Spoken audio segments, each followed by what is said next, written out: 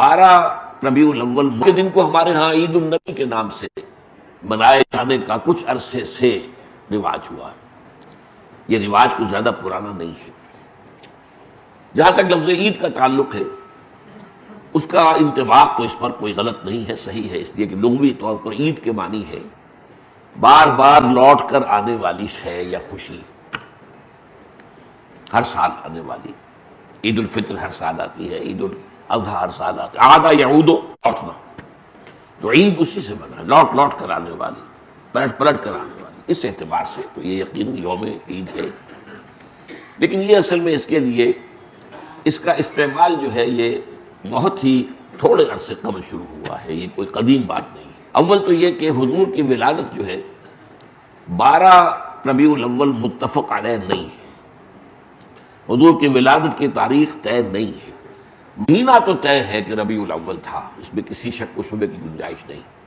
لیکن تاریخ متفق علیہ نہیں ہے۔ بلکہ میرے نزدیک اس سلسلے میں قاضی سلیمان سلمان منصور پوری رحمۃ اللہ علیہ، جو ایک بڑی عظیم کتاب کے مصنف ہیں، اگرچہ وہ اتنی مشہور نہیں ہو سکی جتنے کی مولانا شبلی کی رحمۃ للعالمین مشہور ہوئی ہے، لیکن بہت سے اعتبارات سے مولانا شبلی کی کتاب سے وہ بہت بڑھتر ہے، بہت اونچی ہے۔ اور یہ جو تھے قاضی سلیمان سلمان منصور پوری، یہ تقویمات کے بڑے ماہر تھے۔ گرگری کیلنڈر جو ہے، جو کرسچن کیلنڈر ہے، اس کو بھی خوب جانتے تھے، اور یہ جو قمری کیلنڈر ہے اس سے بھی خوب واقف تھے، ہندی کیلنڈر سے بھی پوری طرح واقف تھے،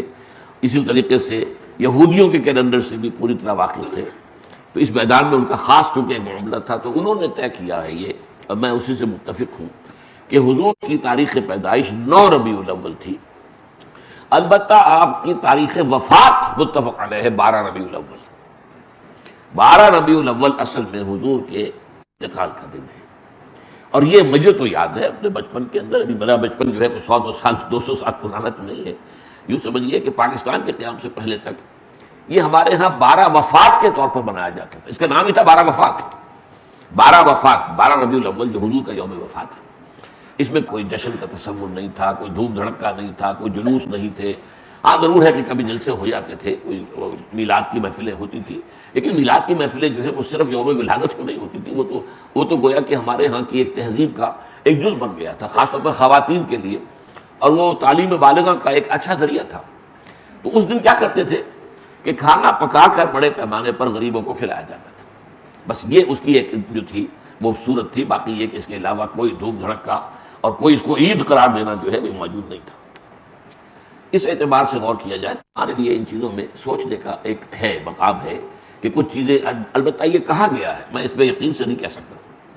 کہ اس کی جو ایجاد کی گئی ہے عید میلاد النبی کی حیثیت سے، ان کے موجد جو ہے مولانا احمد رضا خان بریلوی ہے۔ اس کی وجہ کیا تھی؟ اس وقت جو ہے شیعہ سنی کچھ معاملہ مسابقت کا شدت اختیار کر گیا تھا۔ انہوں نے محسوس کیا کہ یہ شیعوں نے جو یہ محرم اور اس کے تعزیوں کا معاملہ شروع کر رکھا، اس سے سنی عوام بھی بے انتہا متاثر ہوتے ہیں۔ اس میں دھوم دھڑکا ہوتا ہے، اس میں پٹے کھیلے جاتے تھے، اس میں طرح طرح کے ساتھ تماشے ہوتے تھے، یہ وہ پرانے آج کل نہیں ہوتے وہ چیزیں، لیکن ہمیں بچپن میں یاد ہے کہ بس جو ہیں وہ پٹے کھیلے جا رہے ہیں، تو گویا کہ شمشیر سنی کے مظاہرے ہو رہے ہیں، تو سب جاتے تھے، ہم بھی جاتے تھے، جا کر دیکھتے تھے، سب مسلمان شریک ہوتے تھے۔ اب اس ضمن میں جو بھی کچھ بیان کیا جاتا تھا وہ اس کا ظاہر بات ہے